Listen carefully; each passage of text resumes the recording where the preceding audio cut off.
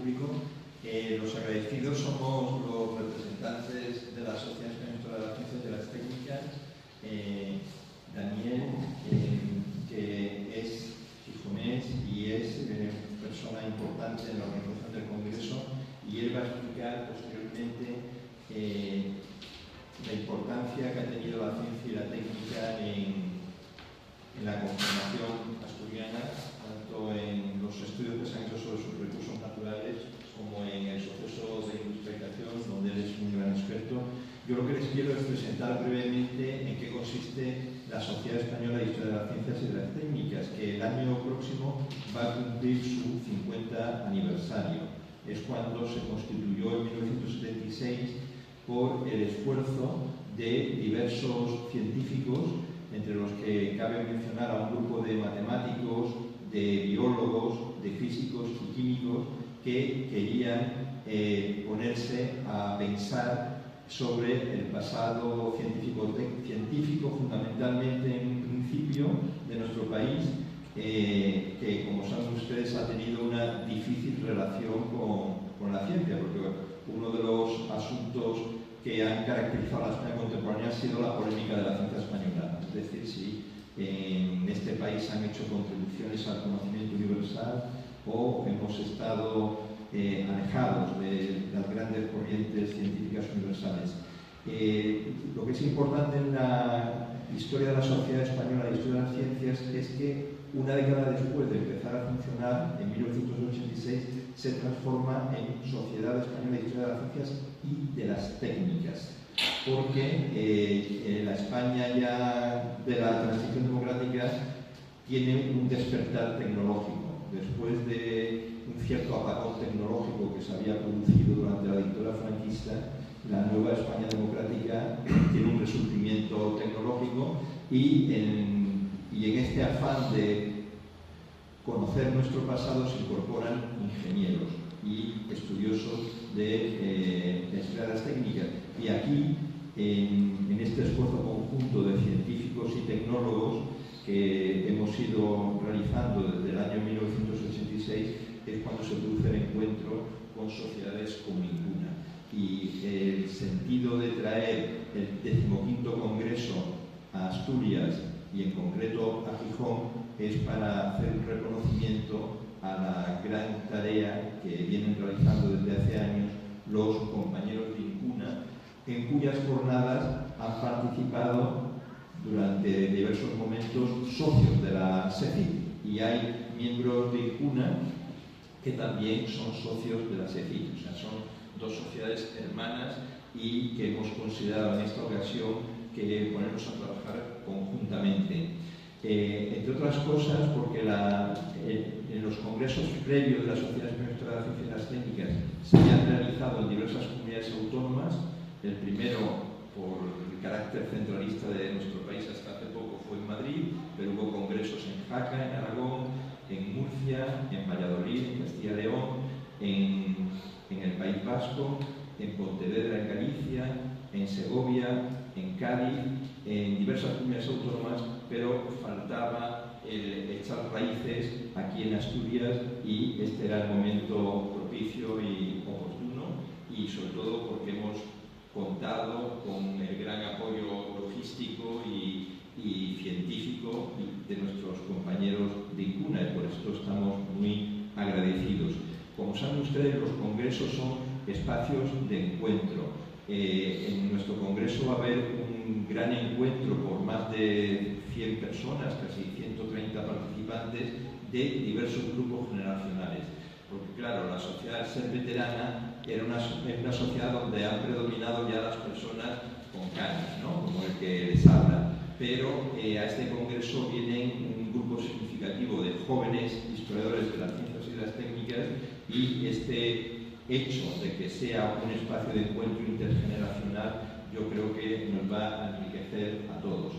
Aparte de ser un lugar de encuentro intergeneracional, es un espacio de intercambios de conocimientos. Nuestra sociedad se compone de más de 200 socios. Un grupo significativo va a presentar aportaciones de sus investigaciones en el Congreso, pero también se van a sumar otras personas que no son socios, pero han querido exponer y exhibir los conocimientos que han adquirido, las investigaciones que están realizando, de todo tipo, porque la historia de las ciencias es un campo del conocimiento muy abierto, al que le interesan todos los aspectos que constituyen el árbol del conocimiento con sus múltiples ramas, y entonces en las 100 y pico comunicaciones pues encontrarán ustedes aportaciones sobre el papel en la producción y distribución de conocimientos de agentes que hasta ahora no los teníamos muy en consideración en las clásicas obras de historia de la ciencia, como es, por ejemplo, las mujeres, y tenemos diversos simposios sobre el papel de mujeres inventoras, gracias a investigaciones que se están haciendo en la Oficina de Patentes y Marcas, donde consta la presencia de mujeres inventoras, o las aportaciones de mujeres a los conocimientos médicos, en concreto una especialidad como es la obstetricia, tan importante en el conocimiento del cuerpo femenino. También un elemento que nos une a INCUNA es la preocupación por el patrimonio, porque estos congresos lo que pretenden también es hacer un diagnóstico de los problemas sociales que nos afectan, y un problema que tiene la sociedad española es del poco cuidado que tenemos sobre nuestra herencia cultural en forma de patrimonio científico-técnico. Y les explico un hecho que ha salido a relucir en estos días, y es como la Universidad Complutense en Madrid se quiere deshacer de una gran colección llamada colección Olavide, porque fue el médico dermatólogo que creó una serie de figuras de cera para explicar las diversas enfermedades de la piel, y ahora, por falta de espacio y de presupuesto, la Universidad Complutense se quiere deshacer de esa colección creada en el siglo XIX, de un gran valor científico y artístico y social, porque las enfermedades de la piel las sufrían sobre todo personas de escasos recursos, y las reconstrucciones escultóricas muestran en las llagas las enfermedades de seres humanos que inspiraron a los artistas que hicieron esa colección.